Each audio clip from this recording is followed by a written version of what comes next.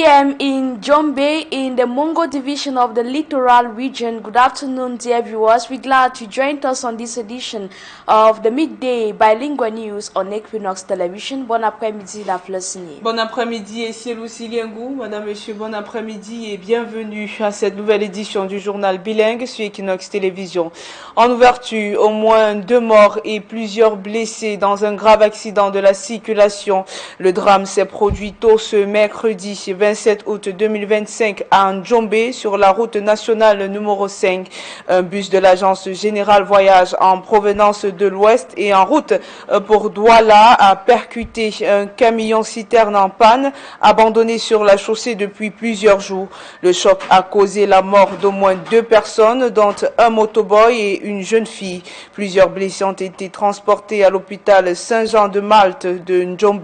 La circulation est actuellement paralysée et les autorités s'efforcent de rétablir le trafic sur cet axe majeur. Nous vous proposons d'écouter un des passagers du bus qui s'exprime après l'accident. La façon qu'il conduisait, il pouvait lever la voiture, même il emballait à chaque fois. Chaque fois en route, on criait seulement comment il faisait ça. C'est Dieu qui nous a même sauvés ici. Sinon, ça devait être plus grave que ça. Nous reviendrons sur cette actualité dans nos prochaines éditions. Dans la suite du journal, lundi soir, un violent incendie a ravagé plusieurs habitations au quartier Noubel dans l'arrondissement de Douala 2e. Le drame a causé d'importants dégâts matériels. Les habitants encore sous le choc décrivent une nuit d'horreur. Le récit de Stéviane Tepe, Claude Quoi et Jires Yopa. Ce mardi matin, la pluie s'abat sur Noubel cimetière dans la commune de Douala 2e. Parmi les sinistrés de l'incendie qui s'est déclaré près du foyer Bayangam, Mohamedou Goni se tient debout, les yeux perdus. Trempé et dévasté, il contemple les décombres de sa maison. Un locataire dans la maison là plus de 25 ans. Mes choses qui a brûlé, qui est parti dans l'enfumée ici, c'est près de 10 millions. L'argent en espèces que j'ai amené moi-même dans la maison là, c'était beaucoup. Tout est brûlé, tout est parti en incendie. Je suis entré pour essayer de voir si je peux enlever les choses importantes dans la maison. C'est à ce moment-là que mon salon là s'est explosé, comme si on lançait seulement le missile dans la maison là. Et à moi-même, je me brûlais. Lundi, aux environs de 19h, le feu a réduit en centre une maison de 8 chambres, une dépendance et une buanderie, toutes construites en matériaux provisoires. Le feu a commencé, il était 19h30 jusqu'à 23h et tout. Une maison, ça fait plus de 70 ans que c'est là. Hein. Vous voyez comment en une fraction de seconde, tout ça s'évaporise comme ça. C'est vraiment triste le quartier, les gens sont immobilisés et tout pour pouvoir dissuader le feu. Mais le feu était énorme. À vous dire de vrai, c'était vraiment énorme. Ces pompiers sont arrivés, les gens dans la colère, on les a repoussés, qu'ils partent, ils sont arrivés en retard. Les populations se sont précipitées sur le site pour récupérer ce qui peut être encore sauvé. Nous voici, on est là depuis, on n'arrive pas à nous changer. De toute façon, on n'a pas des habits. Si on peut nous aider, à ça actuellement, on est sans abri. L'origine de l'incendie reste encore inconnue. Et la population sinistrée a déversé sa colère sur les sapeurs-pompiers venus maîtriser l'incendie, les accusant d'être arrivés trop tard. L'affaire a failli finir en affrontement pour les acteurs de la société civile. Cette tension entre les deux parties relève d'un malaise plus profond. C'est le reportage de Fabrice Loumou et Dalastiana. Un véhicule de sapeurs-pompiers pourchassé par les populations. La scène est filmée par un riverain au quartier Noubel à Douala.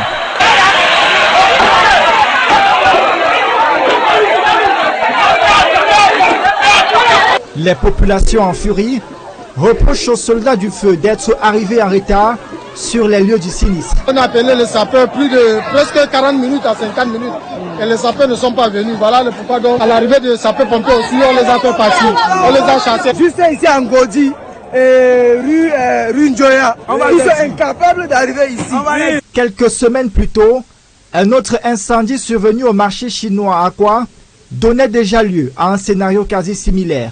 Mais que traduit cette réaction de la population devenue récurrente face à ce corps d'intervention? L'on note une carence récurrente, voire persistante, des services d'urgence dans la capitale économique camerounaise. Il y a la vulnérabilité des populations face aux catastrophes. l'on se rend davantage compte aujourd'hui que les populations ont l'impression qu'il y a une certaine crise de confiance entre les secouristes et les populations locales. Pour les sapeurs-pompiers, les interventions sont toujours enclenchées dans des meilleurs délais. Malgré les conditions d'accessibilité des lieux, les secours font l'effort pour arriver le plus tôt possible. Dans l'éthique du sapeur-pompier, c'est dit les minutes d'attente te paraîtront très longues. Et très longues dans ta détresse. Pardonne mon apparente lenteur. Ça veut dire simplement quoi? Une minute en détresse, on a l'impression que c'est toute une éternité. Des poursuites judiciaires sont également annoncées. Une plainte a été déposée pour identifier les auteurs de ces actes qui semblent prémédités et les sanctionner conformément à la loi. La zone devient classée ou à classer en zone hostile au secours sapeurs-pompiers. Cela voudrait dire que l'intervention de secours sera sous encadrement des forces de maintien de l'ordre dans des zones pareilles. Les secouristes recommandent de composer le 118 en cas de besoin d'intervention. Dans le secteur de l'éducation, les autorités administratives passent à l'action. Depuis mardi matin à Douala, une opération coup de poing a ciblé des établissements scolaires clandestins, notamment dans le quartier chez Bois des Singes.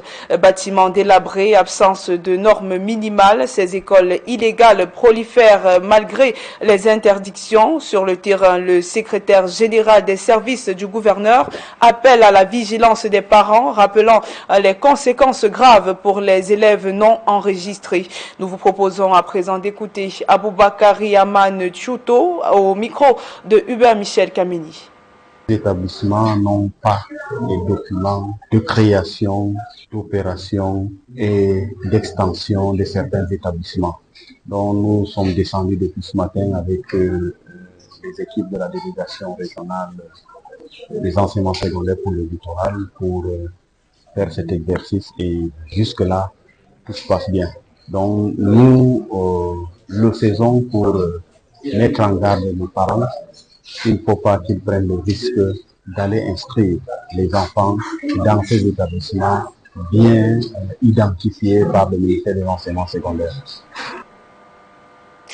Dans la page internationale de ce journal, les ministres de la Justice et les défenseurs des droits de l'homme de l'Alliance des États du Sahel condamnent les sanctions et les persécutions contre les défenseurs du panafricanisme. Au Congo-Brazzaville, les étudiants manifestent contre la hausse des frais de scolarité universitaire. Enfin, à Gaza, une double frappe israélienne a tué 5 journalistes palestiniens dans le sud de la bande du Gaza. La mouture internationale est signée Esther Bagnola Anon. Une frappe israélienne sur l'hôpital Nasser à Khan Younes dans le sud de la bande de Gaza a fait au moins 20 morts, dont 5 journalistes qui couvraient le quotidien des habitants de la région depuis le début de la guerre en octobre 2023.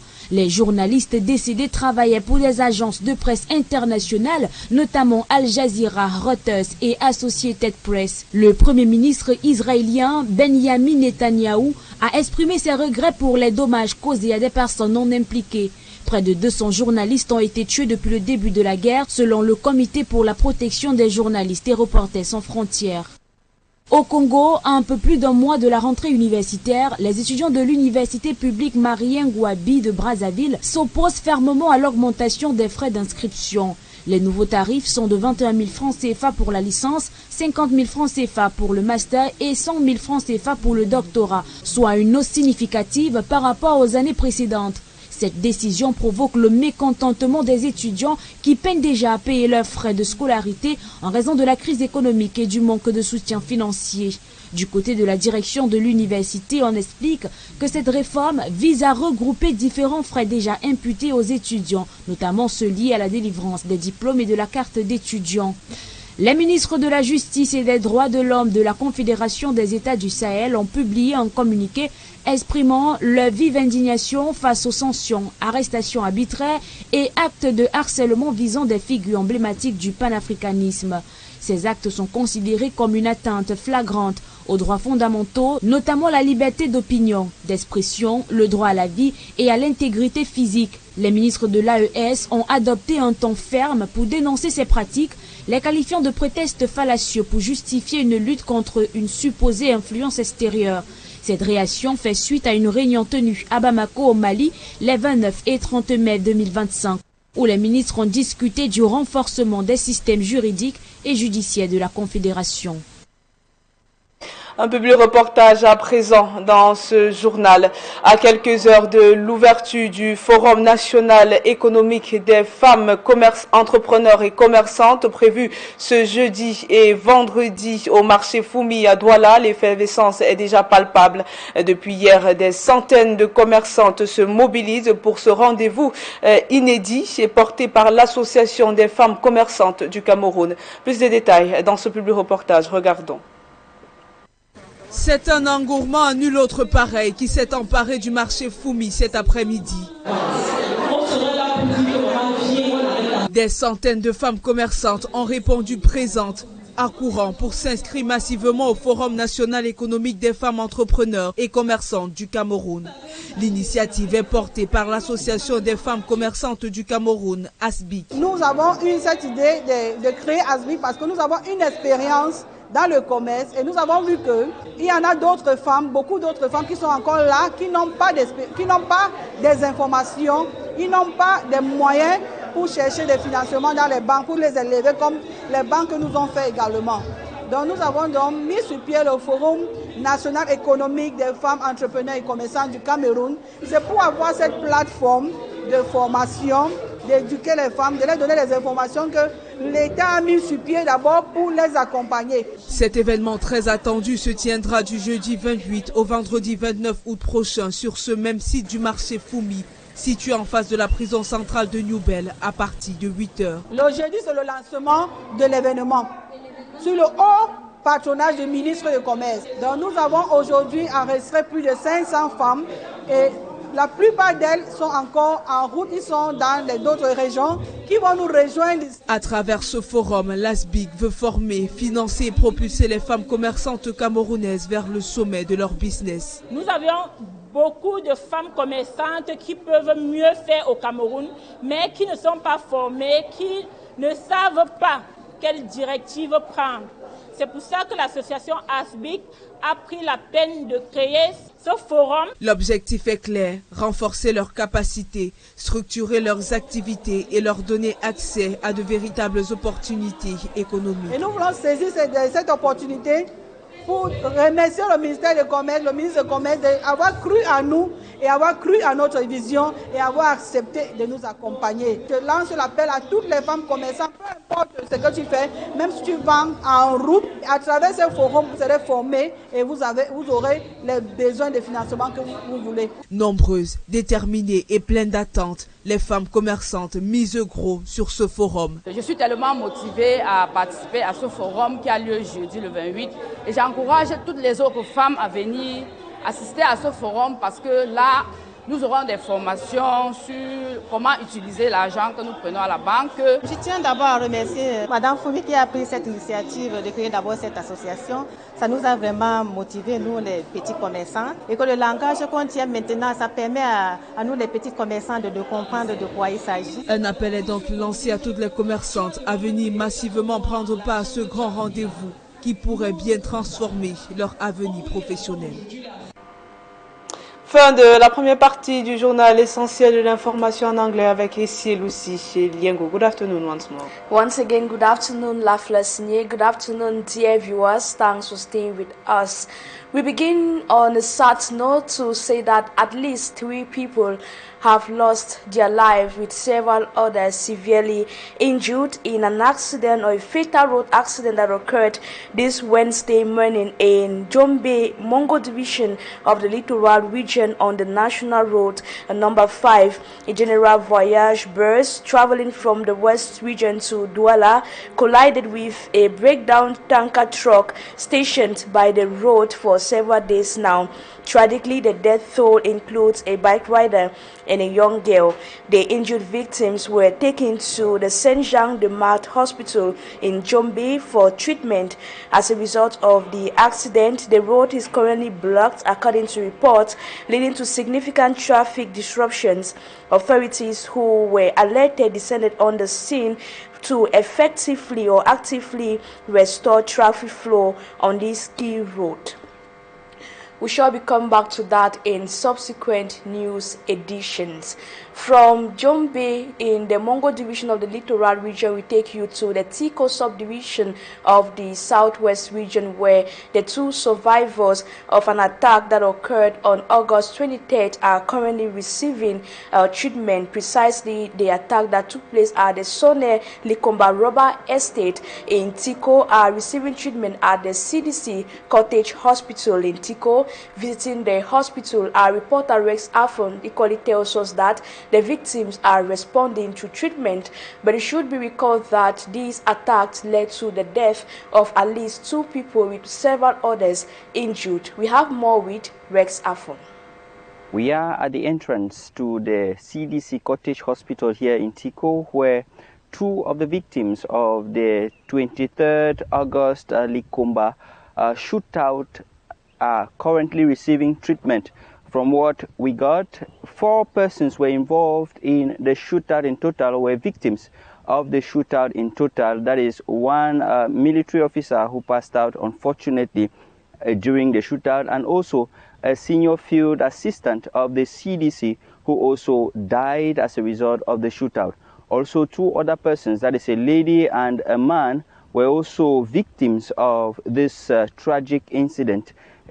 Both of them are currently receiving treatment. The lady was shot twice on her legs, and the man did not sustain serious injuries. For now, nobody has owned up to this incident or the activity that took place in this, and the motive has not yet been revealed. A communique signed by the general manager of the CDC on the 24th condemned in strong terms this incident, and he also said that measures are being taken by the elements of the forces of law and order, and also security, in order to track down the perpetrators of this act and to bring them to book. Also, it is now said that security is going to be tightened around this area in order to ensure the workers work in safety. We could not have access to the patients who are in the hospital, but we will be giving you updates subsequently on our news editions. Reporting from the Tiko CDC Cottage, I am Rex Afon, Équinoxe Television. Thank you, Rex Afon. Away from that, we talk something else, expressing frustration and discontent over the slow response of the firefighting brigade to fire incidents. Firefighters here in the city of Douala faced an angry mob in the New Bell neighborhood, Douala 2 subdivision, on August 26. This was following a fire incident that occurred in the neighborhood that consumed several houses, leaving many homeless. In line with these delays, our reporter Mala Glory spoke with the commander of the 20th Army Rescue Group and put together this report. In these amateur images, the population could be seen throwing stones and other harmful objects at the fire truck that intended to put out flames that were propagating in New Bell neighborhood, precisely at the Foyer Banjul on Monday. Shouting to the top of their voices, they accused the firefighters for arriving late when they had put out the flames. To them, from Godi neighborhood, the office of the Army Rescue Unit, to the place of the incident in New Bell neighborhood, all in the Douala 2 subdivision, is just a few kilometers away.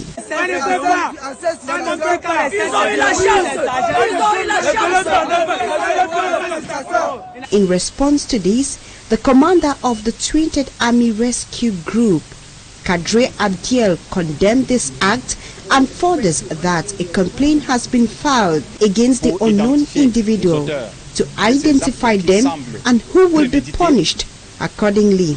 Les sanctionner conformément à la loi. Few months ago, another fire incident occurred in the Douche Municipal Market, also known as Marché Chinois. Victims still accuse firefighters for arriving late. Vous rendez compte que moi, ma boutique est à 6 minutes des sapeurs-pompiers qui donnent d'ici pour les sapeurs, aucun embouteillage. Reacting to these accusations, the commander blames these on bad roads and traffic congestion in Douala. Bad roads, we have also incivism of population, because we have also, in case of fire, lack of hydrant. Permit him to put out fire. However, the Army Rescue Unit continue to urge the population to call the toll-free number in case of any emergency. You have to trust on your firefighters. We are available 24/7. In case of emergency, you have to dial 118. Mala Glory reporting there. And now in education, despite strict measures implemented by authorities in the littoral region to fight against the oppression of clandestine schools in the region, the activity continues. 60 unauthorized secondary schools have been closed, as stated in a note assigned by the Littoral Regional Delegate of Secondary Education. And to implement the measures which have been put in place, the governor of the Littoral Region, alongside the Littoral Regional Delegate of Secondary Education, carried out an operation here in the city of Douala. That was yesterday. They started with the closure of some clandestine schools before the start of the new academic year on September 8th. The operation began in the Bois de Saint neighborhood. And now let's take a listen to the Secretary General at the Littoral Governor's Office. Implementing instruction of Madam Minister of Secondary Education concerning closing of non-authorized school within the littoral region. So the minister identified 73 schools, and here in the Vuri division we have 45, and since morning we are closing those schools who did not have authorization of creation and functioning. So we are doing this to sensitize parents and students for them not to go and write and register children in those schools who do not have authorization. In politics, while there are calls for change, Cameroonians have equally been urging the opposition in the country to form a coalition to achieve this. The flag bearer of the Union of Socialist Movement UMS party has reiterated the need of building a powerful coalition ahead of the presidential election. Pierre Kwemo also calls on Cameroonians to take the nation's destinies into their hands. Immaculate Fogwe tells us more. The Union of Socialist Movement UMS party's flag bearer for the forthcoming presidential elections, Pierre Kwemo, calls on Cameroonians to sit up while assuring them at a press conference that a strong coalition is still possible a few weeks to the presidential election. It is still possible to create a synergy that brings together different groups. What we haven't managed to build before, you can still achieve through action and solidarity. The Cameroonian people are more than ever called upon to play their role by choosing a leader capable of taking the nation's destiny into their own hands. He asserts that Cameroonians hold the keys that can enable them enter a new era. For this, he bets on a clear vision for Cameroon. The coalition of forces of progress is not dead. It can be reborn through the mutual commitment we will make in the coming weeks on the basis of a clear path serving the people and nothing else. The Cameroonian people hold in their hands the key to a new era. Pierre Kwemo commits to reducing social inequalities, establishing social justice, and guaranteeing equitable access to public services while promoting human dignity. Less than 2 months to the October 12th presidential election, the nation's political scene is marked by rising hate speech. To mitigate the risks of violence that could arise from hate speech, the National Commission for the Promotion of Bilingualism and Multiculturalism met here in the city of Douala. This initiative is part of a nationwide campaign which was launched by the Commission and its collaborators. Our reporter for me, Armstrong Sander, was present and put together this report. This shocking public declaration in a private media organ earlier this year in Yaoundé, for example, left Cameroonians wondering if competent institutions created to fight hate speech and xenophobia were indifferent to the excesses of some individuals in the country. A question asked Dr. Chi Asafo, Secretary General of the National Commission for the Promotion of Bilingualism and Multiculturalism. When it comes to matters that are within the ambit of the National Communication Council, the files are forwarded to the National Communication Council. So our role in that case will be to forward it to the competent organization, because, you know, within a state, every organization has missions, attributions, and you don't want to do some other person's job. Dr. Chiasafo says the commission is actively on the ground, reasons why they came to Douala to reinforce their engagement with some partner civil society organizations charged with monitoring hate speech and xenophobia. To today, we would like to know what has happened, what has transpired so far, what efforts have been made by them so far, so that we know where we stand, and if there are any directives to be given, they will be given so that before the 12th of October 2025, we know what contribution the Commission and the other stakeholders, like the civil society organizations, would like to know the path we have covered. A mission apparently well understood by concerned civil society actors. What we have to do is to sensibilize and to report. Aware of the growing hate speech and xenophobic tendencies online, the Commission promised help to propagators and said that the National Telecommunications Regulatory Agency and TIC is working to identify actors and hate-promoting platforms. One of the missions that the civil society organizations have is to detect on social media and report. And when we report, you know, there is antique. Any person overdoes it, we have the possibility of suspending the contribution of that person, the participation of that person in any social media channel. The visit to the economic capital city Douala and session with some civil society actors falls within a broader nationwide campaign for a hate-free Cameroon, especially within the electoral year 2025. 12:30 on our studio clock. Dear viewers, who put a cap on this edition of the midday bilingual news on Équinoxe television. Thank you so much for your keen attention, and don't go away. Our programs continue. Do have a nice day. La Fleur, have a lovely day.